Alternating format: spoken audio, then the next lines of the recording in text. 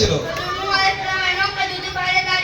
তুমি বলো হযরত মুসা আলাইহিস সালামের উপাধি কি ছিল? হযরত মুসা আলাইহিস সালামের উপাধি কালিমুল্লাহ ছিল। তুমি বলো হযরত মুসা আলাইহিস সালামকে কালিমুল্লাহ কেন বলা হতো?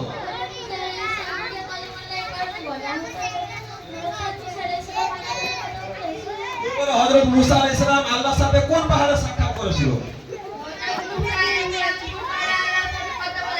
তুমি বলো মক্কা বিজয় কবে হয়েছিল? তুমি বলো সাহাবায়ে কেরামদের মধ্যে সর্বশ্রেষ্ঠ মর্যাদা কার ছিল?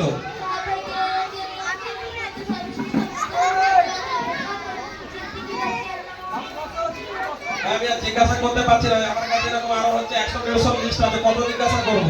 সময় থেকে খেয়াল করতে হবে, সামনে হিসাব নামাজ পরের জন্য।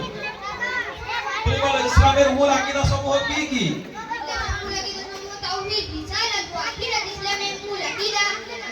আচ্ছা তুমি বলো রিসালাতের মর্মার্থ কি? রিসালাতের মর্মার্থ হলো হযরত মুহাম্মদ সাল্লাল্লাহু আলাইহি সাল্লামকে আল্লাহর রাসূল বলে মেনে নেওয়া।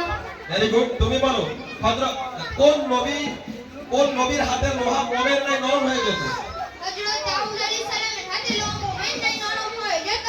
তুমি বলো হযরত দাউদ আলাইহিস সালামের পুত্র কে ছিলেন? হযরত দাউদ আলাইহিস সালামের পুত্র হযরত সুলাইমান আলাইহিস সালাম ছিলেন। তুমি বলো সাইফুল্লাহ কোন সাহাবী ছিল?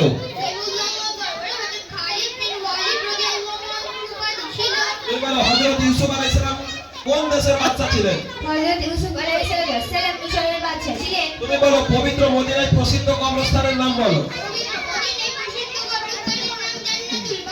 তুমি বলো জান্নাতুল বাকিতে সর্বপ্রথম কোন সাহাবীকে দাফন করা হয়েছিল? জান্নাতুল বাকিতে সর্বপ্রথম হযরত উসমান বিন মাযুন রাদিয়াল্লাহু আনহুকে দাফন করা হয়েছিল। মাশাআল্লাহ। ইসলামের সর্বপ্রথম মসজিদ কোনটি? মাশাআল্লাহ। মুসাফিরের কুরআন কোন সাহাবীকে বলা হয়? কুরআন হযরত উবাই বিন কাব রাদিয়াল্লাহু আনহুকে বলা হয়। সাহাবীদের মধ্যে সবথেকে ভালো কারি কে ছিলেন? সাহাবীদের মধ্যে সবচেয়ে ভালো কারি হযরত উবাই বিন কাব রাদিয়াল্লাহু আনহু ছিলেন। মাশাআল্লাহ। ভাই কোন বাচ্চা একটাও মিস করেছে? ভাই কি দেখলে মিস করেছে?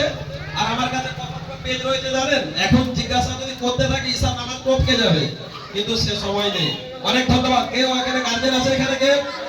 মাশাআল্লাহ।